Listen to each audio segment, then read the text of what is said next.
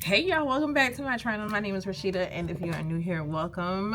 I own an exclusive wide calf boot brand here in Savannah, Georgia. So I just want to make a video and tell y'all kind of like the backstory about 1122, how I started, who am I, you know, kind of let y'all in on my life because I got a request, and I'm so glad y'all are enjoying the content. Like, I love doing this. This is so much fun. I'm so giddy right now, but this is so much fun. But if y'all don't know, so 1122 is actually my birthday, November 22nd. I'm 36 years old, so my birthday is 11/22/88. Originally, 1122 was supposed to be a clothing brand. So I started back in 2016 with 1122 being just an idea. And I was obsessed with Jessica Simpson shoes, y'all. And my husband was like, I'm tired of these shoes. You don't need to sell clothes, you need to sell shoes. So I was like, So yeah, that's pretty much where it started from. I always knew I wanted my brand to be called 1122. But instead of it being a clothing brand, I turned it into a shoe brand.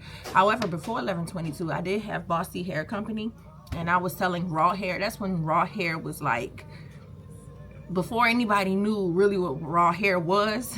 I was selling raw Cambodian hair, and I stopped because I had a video go viral way back in the day on YouTube talking about business credit. So I used to coach. I still coach to this day. I used to travel and teach business credit, do workshops, and have changed so many women's lives, and I'm still grateful for that. And when people recognize me in social media, they're like, hey, you from Mogul Mindset. So it makes me feel good, and they hear the testimonials how they still use my book till this day. So, but after all that, I did start 1122, and I was just selling strictly heels, because I was a heel girl back in the day. Like, I would wear the Jessica Simpson heels, and y'all know Jessica Simpson had like 5-6 inch heels, so I was definitely wearing like heels. So I did no product research. I didn't know what the hell I was doing. I just started. I spent my last like $14,000 that I had, and I purchased inventory, and my living room was just filled of boxes. Oh my God. My husband and I had to drive all the way we had to drive to Atlanta because they refused to deliver all of my boxes to me. So I had to go rent a U-Haul, and we drove like 3 o'clock in the morning, and we went to go pick up all of my boxes and drove them back to the house, and just had a whole living room full of shoe boxes. Y'all, if you start a business, please do product research. Like, make sure you are staying along the line of trends and everything, because that was one of the biggest mistakes that I made, was not following trends. I would just see a shoe, and before I knew how to find manufacturers and things like that, I was just winging it. I'm still winging it. I've been winging this shit this entire time. Okay, nobody taught me anything. I didn't have any business coaches or anything. I've been winging it the entire time. So I just saw a lot of shoes that manufacturer at the time was already familiar with making, and I was like, okay, I'll take that one, and I wanted it in this color, that color. So I knew you could change the color, but I wasn't familiar or knowledgeable about changing the actual style and tweaking it and making it my own, right? So there's that. I had a few hundred pairs of shoes. I made no fucking sales. The first 2 years, I sat on that inventory for a long time. Like, literally sat on that inventory for a long time until, so this was like 2017, 2018, I think is when I got it. Didn't know what I was doing. I was still coaching with where my money was coming from. It wasn't from 1122. And then after that, the pandemic happened, and that's kind of like where 1122 started to get like a little, you know, noticeable. I opened up a showroom. I was still selling heels at the time, and then I had my very first video to go viral. I still think I still have that shoe somewhere. It was the Tiffany's, so it was like this clear booty, and it had crystals all over it. And my friend Bree, she was my model at the time, because at this point I couldn't wear heels anymore. Like, I had a real bad knee injury and an ankle injury, so I couldn't wear heels. So I had to have my friend Bree come model for me, and she modeled, and that video went bananas. And that's when my first fuck up came up, honestly, because I did pre-orders, was not knowledgeable about pre-orders, wasn't knowledgeable about communicating with my customers or anything. So those shoes actually came by sea because they were so freaking heavy that it would just cost too much for them to come by air. So I had the pre-orders come by sea, y'all, and because of the pandemic, y'all know they use that delayed excuse for everything. So my shipment was delayed at the port, and I was not able to get my shipment, and it was delayed like almost another month, and I was getting chargeback after chargeback after chargeback after chargeback. People started, she a scam, don't ever buy from this company, blah, blah, blah. But I did have it was more positive than more negative. People was like, I'll wait it out, I understand, you know, it's COVID. So I did end up shipping their shoes, and the reviews from them shoes was absolutely like amazing. So another incident or another mishap that happened was another Chinese company tried to duplicate my shoe and tried to sell it, and everybody thought it was me. And I just recently had that happen Black Friday, y'all. Like, so they thought it was me. Like, don't buy from this company. I ordered this shoe and this is what I got. And I looked and I'm like, ma'am, you didn't order that from me. And so she ended up buying the shoe from me and went back and edited her post like, I'm sorry, y'all, don't buy from that other company. It's another company faking to be her. Her shoes are actually real. It was so crazy. But that's the start of my growing pain. And I continue to grow. I had another boot go viral, which is the one that one of them that I'm selling now, was the Chandra boot. But it was not wide calf. That's my first boot that I started to sell, was that Chandra boot. And you know, now it comes in red, yellow, and black. But the first one I had was in black, and then I relaunched it again in a tan or a cream color. It was so pretty. I should have did it cream color this time. Ooh, that boot was fire. Sold out immediately. So that's kind of like when I started to grow. And my next viral video is when pretty much happened to where I am now. So on TikTok I released, and I think on Instagram, no, mainly on TikTok, I put out a video with me holding these boots, the lock boots. That's the first time I ever dropped the lock boots.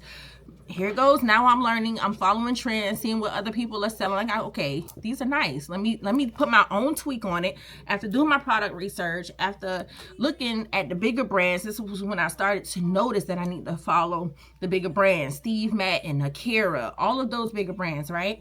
So I released the lock boots, and they were in this pretty spring pastel colors.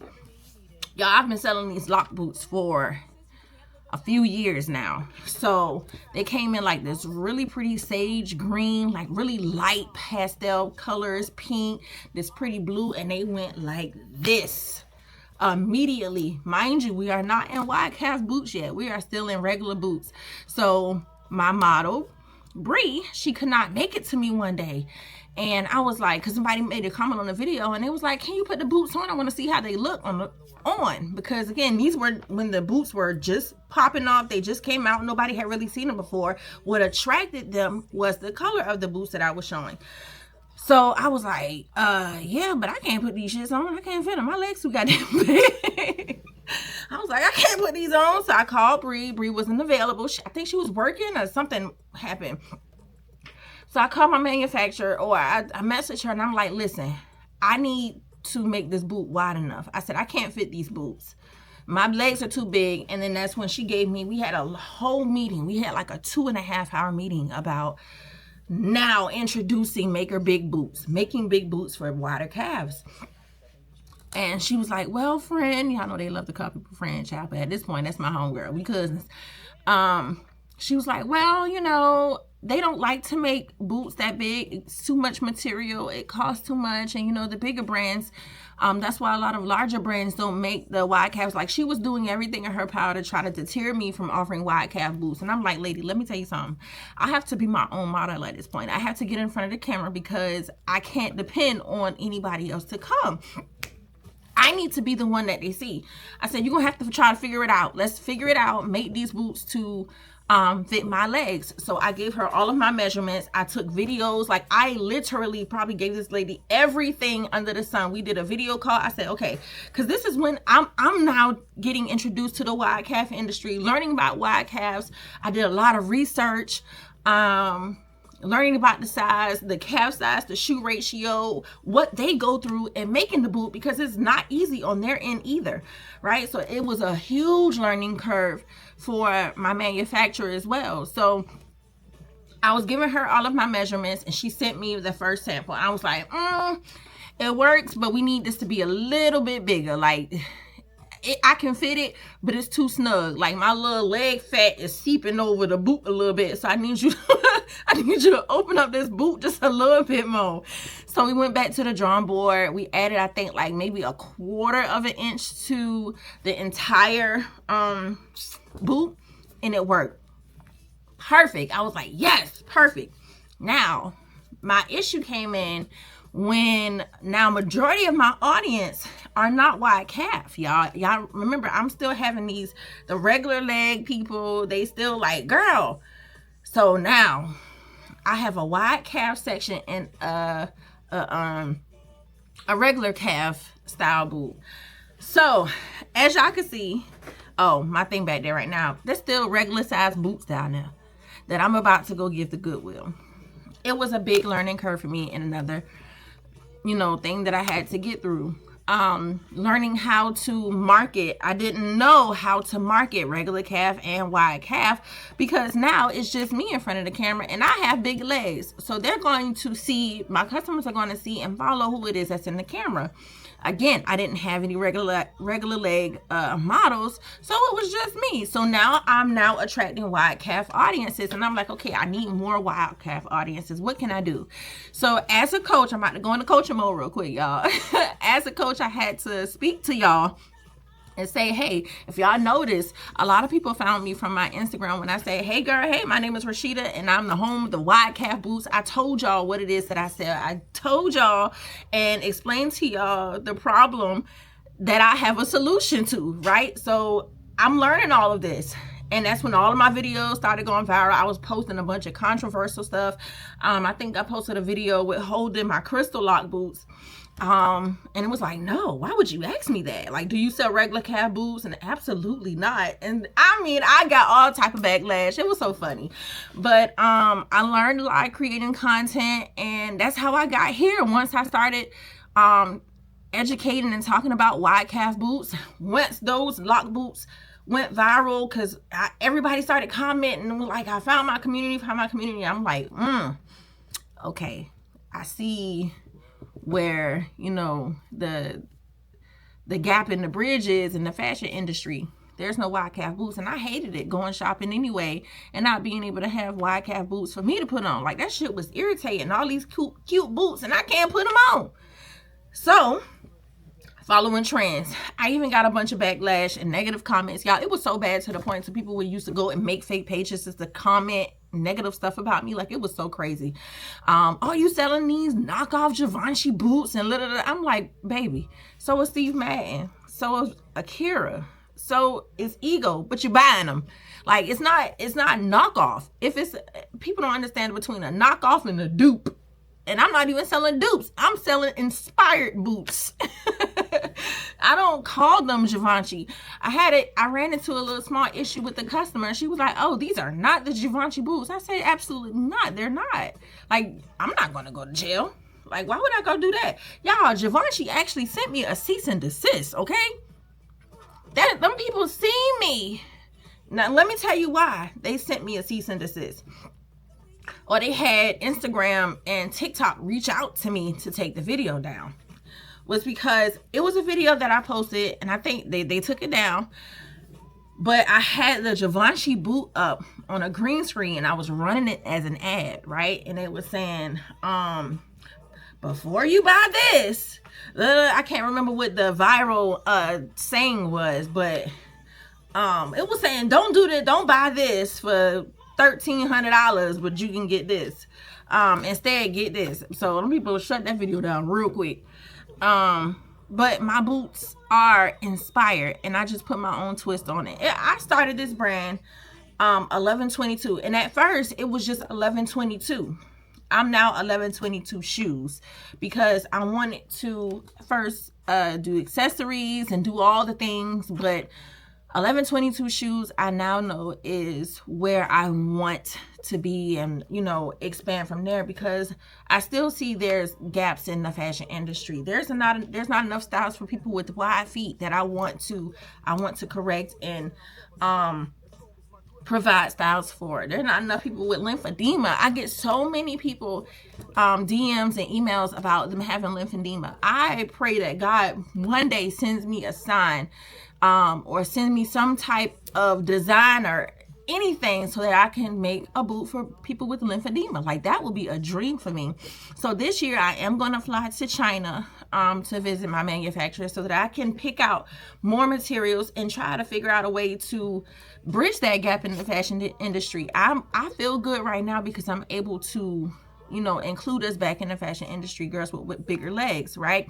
And there are plus size boots and wide calf boots, but they're not fashionable. That's the problem. I wanted to provide a fashionable wide calf boot for women, okay, that still want to get out, look cute, and don't have to wear these little DSW and all them cheap boots.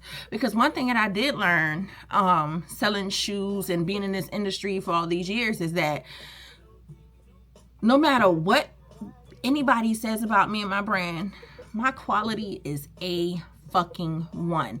Granted, my boots are handmade. People make mistakes, so things happen, right? But my material, my manufacturer, before she opened up her own, you know, factory, she used to work for Ego, and she left because they use the most cheapest material ever. I bought one of these shoes just to compare my boots, my material, to their material. They literally have plastic. It's freaking plastic. So when somebody comes and talk about my quality, baby, no. There's no comparison. And I was wondering, when I went on their website and they're selling their boots for like $60, I'm like, how are they selling these boots for $60?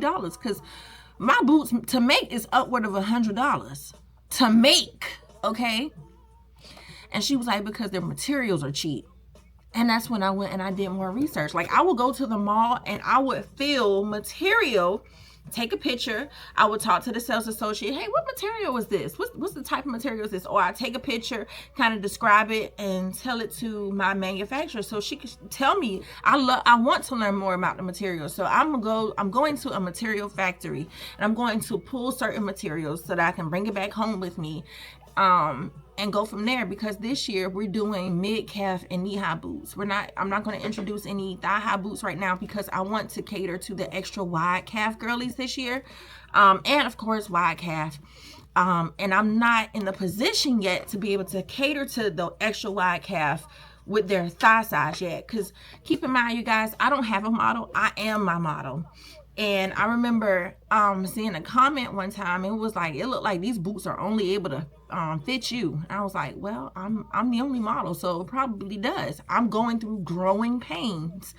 And I appreciate people who come in my inbox and say, hey, Rashida, I'm a size 10, but my calf size is a size 22. I'm like, okay, well, at that point, babes, you're in the extra wide calf. And this is when I, started to learn between wide calf and extra wide calf, because the moment, one of the biggest learning curves I knew that I had to start educating the audience was when I started getting comments like, she claimed these boots are wide calf, but they don't fit me. And when I DM them, I'm saying, can you please tell me your size, your shoe size, and your calf size? And it'll be like a size 9, but have like a 22, 23 inch calf. I'm like, babes, you're not wide calf. You're in the extra wide calf community. And when I started marketing wide calf, it's like a signal goes off saying plus size, plus size, plus size. And I'm like, okay, Rashida, now you have to educate them. Like, just because you have a wide calf does not mean you're plus size.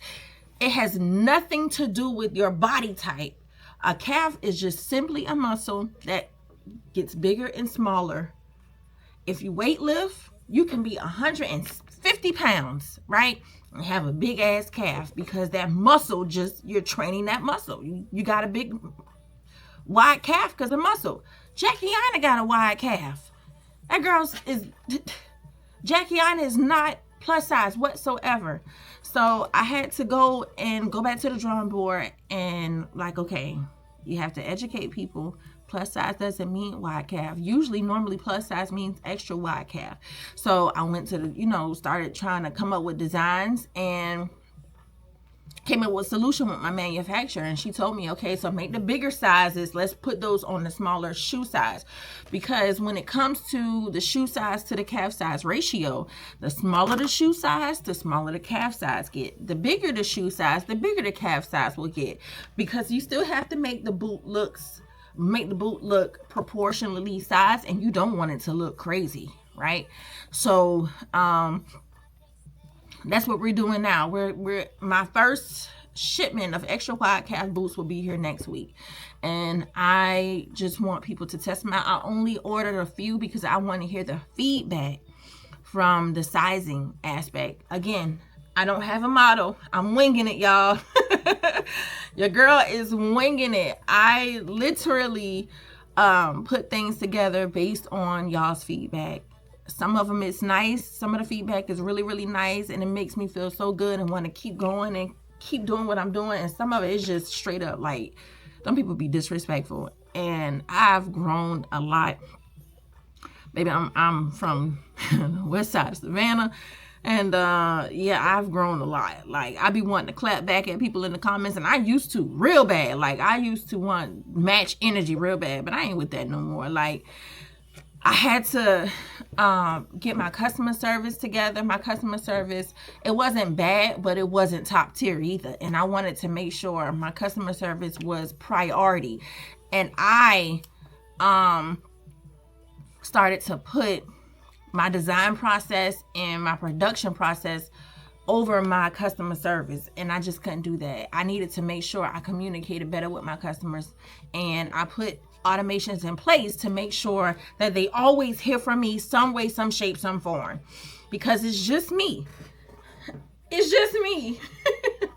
I have nobody other than my daughters, and of course they're in school, but things get better during the summer when people my kids are out of school and they're able to help me. Otherwise, it's just me. I'm customer service, I'm shipping, receiving, delivery, I'm everything. And as a consumer, you don't give a damn about none of that. All I know is I ordered some boots and I want them, and I understand that, and I ain't mad at it. But I just had to get my communication better, and it got a little wonky during Black Friday because my email and stuff was hacked. So people were thinking I just didn't want to respond to their emails, and that wasn't the case. I could not get in my emails at all. So now I'm here, and I'm just at the point of expansion, trying to expand. I went through growing pains with shipping and receiving because a lot of people my normal customers were getting a little agitated because why is it taking you so long to restock? And at first I didn't think they understood that I don't wholesale. Everything I made is literally, I put it in production, 10 to 15, 14 days, it comes out of production, it comes to me, and then I sell it. So I didn't put in something to where it was made to order. And when you place an order, your shoes will go straight into production. Although I had a big pop-up on my website showing that and stating that, process, and they'll get email flows of when they purchase it. Hey, your order is now being placed in production. 2 days later, they'll get this email. Now we are picking out your materials. They still didn't understand. And it was only my new customers. My older customers, they knew, they got it.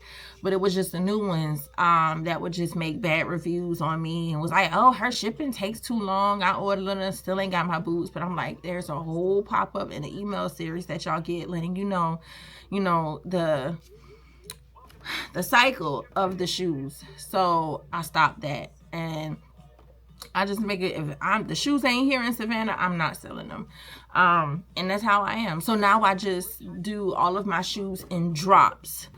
as y'all can see now. So every time a new style is out of production, I'll prepare a whole campaign. Like my studio is next door, so I have this space here, and then I have a studio like right back there. I wanted this space right here next door so I can break down a wall and just have a big L-shaped space, but somebody, he wasn't gonna give it to me, child, not this little brown skin girl.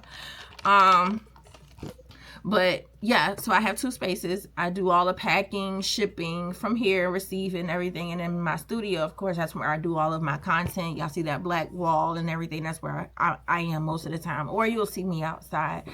But I'm gonna make sure I do a little tour and show y'all where I'm at all the time. But I literally built this whole thing by myself with my bare hands, all while taking care of my daddy while he was on his deathbed. Well, I built my studio. My dad died in 2023. And I can't believe it's about to be 2 years my daddy has been gone. That's like my best friend. That's my rock. Okay? You hear me? My daddy is my rock. And I was his primary caregiver while he was transitioning. I don't want to talk about that. I'm about to cry. Never mind. My daddy, my best friend, he is the main reason why I do what I do now. Now, don't get me wrong. I am, let me tell you something. I do Jesus in business, okay? I don't make a move in my business without consulting with God first. I will go into prayer. I will go fast. If it's something that needs to be done in my business, if I see a lot of negative comments, if I see anything that needs to change or I feel like it needs to change, Lord, tell me what I need to do now. Order my steps. Tell me what it is that I need to do next. I don't make a move without consulting with God first. You hear me? He got his hand all in this business. I'm just telling you right now. Okay? I think I had the other color shirt, baby. I let people know God is my CEO. I just work here. This is his. his all by himself. But I thank y'all so much. I hope to answer the question, but that's what 1122 is. And I'm going to keep expanding. I pray. And when it's time for me to hire, I just don't think it's in my cards right now to hire extra help because I got it. I don't necessarily got it. I'm still winging it. But when I say I got it, I mean, I'm putting together systems. I can't hire somebody if I don't have a system yet. So when I have a proper system in place, oh, things are going to start moving. Things will definitely start moving. But 2025, 1122 will be expanding. Mark my words. I'm going to have everything for wide feet, extra wide calf. I'm going to start planning stuff for women with lymphedema. Okay? Everything. I promise you. I'm going to take my flight to China in May. And I'm going to get what I need to get done. And I know it's possible because my manufacturer told me, you know, she tried to steer me away from doing this for wide calves. I'm like, no, it can be done. Let's figure it out. And I'm going to do the same thing for everybody else. In the next video, y'all, we're going to talk about the spring campaign, what I have planned for y'all for spring. Okay? I'm so excited for that. And I can't wait to show y'all the little background and everything with spring. But I just want to say this. If you're a business owner, keep going. I started in 2017, 2018 with just merely an idea. It's now 2025 and I just figured it out and still figuring it out. I'm winging it. And I know the first thing, do you mentor? No, I don't mentor, baby. I teach. I will teach you what it is that you need to know, but I don't mentor. And I kind of feel like with mentors and coaches, they be wanting people, the mentees be wanting the coaches to hold their hand and say, come on, you can do it. You can do it. I'm not going to do that because you know you can do it. You don't need me to tell you that you can do it. I was taking care of my daddy while I was building the whole business, building a whole studio by myself with my bare freaking hands. So I don't take excuses. Oh, if I tell you to do something, make sure you have this done by the time we meet next time. Oh, I couldn't do it. My goldfish died. The moment I hear excuse, I'm done. Like I think people get excited to hear other people's success, but they don't want to do the work it takes to get to that. And it takes a while. Like shit ain't. You cannot build a successful business overnight. And if you see that fast growth, I promise you. Let me tell y'all something real quick before I end. I'm almost at a 30-minute mark, but let me tell you this something real quick. Businesses that got that real fast growth don't last long because they don't have the manpower, the skill, knowledge, or the inventory to maintain when they go viral. I want a slow but steady incline, and that's what I'm on. If you own a business, don't look for fast growth. I'm telling you, look for slow and steady, on a slow and steady incline. That way, if you make any mistakes along the way, you're able to fix them. You can pivot and do whatever it is that you need to do. But once you done went up there and went too goddamn fast and something happened, now you scrambling trying to figure out what it is that you need to do next. Take your time, but don't give up. It ain't gonna happen overnight, clearly, but when it's gonna happen when it's supposed to. But you have to ask God first. Like, keep him in the mix at all times. Don't make no major moves without going and fasting and praying first. But anyway, thank y'all so much for watching. My name is Rashida. Make sure y'all comment and subscribe and let me know if you like this video. And I hope I answered the young lady question of how 1122 started, y'all. I like to ramble and I like to talk. So I rambled too long. I'm sorry, but thank y'all so much for watching. And I'll see y'all next week. Bye.